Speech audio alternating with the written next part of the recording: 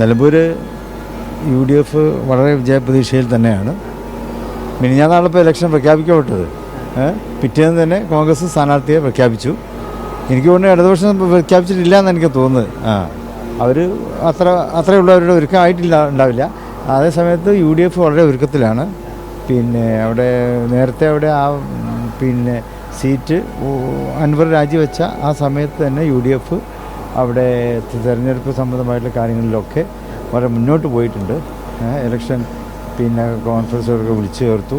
അതുപോലെ തന്നെ വോട്ടർമാരെ ചേർക്കുന്ന കാര്യത്തിലൊക്കെ യുദ്ധാടിസ്ഥാനത്തിൽ തന്നെ അവിടെ മുസ്ലിം ലീഗും കോൺഗ്രസ്സൊക്കെ തന്നെ അതിനുള്ള കാര്യങ്ങളൊക്കെ മുന്നോട്ട് കൊണ്ടുപോയിട്ടുണ്ട്. അപ്പോൾ ഏതായാലും സ്ഥാനാർത്ഥിയൊക്കെ ആയി. ഇനിയിപ്പോൾ ഇലക്ഷൻ പ്രൊസീജിയേഴ്സായിട്ട് അവിടെ UDF മുന്നോട്ട് പോവുകയാണ്. ഒരു പ്രശ്നമുള്ളത് PV അൻവർ ഈ ആര്യാടൻ ഷൗക്കത്തിനെ സ്ഥാനാർത്ഥിയായി പ്രഖ്യാപിച്ചതിലൊരു നീരസത്തിലാണ്, ഒരു പ്രതിഷേധത്തിലാണ്. അത് പരസ്യമായി പറയുകയും ചെയ്തു. അതൊരു പ്രതികൂലമായി ബാധിക്കുന്നു. പക്ഷേ അവിടെ പ്രശ്നങ്ങളൊക്കെ തീർത്തുകൊണ്ട് തന്നെ മുന്നോട്ട് പോകും.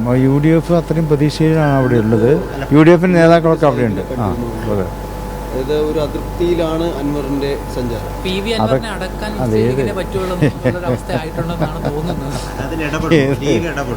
ലീഗ് ഇടപെടുക ചോദിച്ചാൽ ലീഗിൻ്റെ പരമ്പരാഗതമായ ഒരു സമീപനം തന്നെ അതാണ്.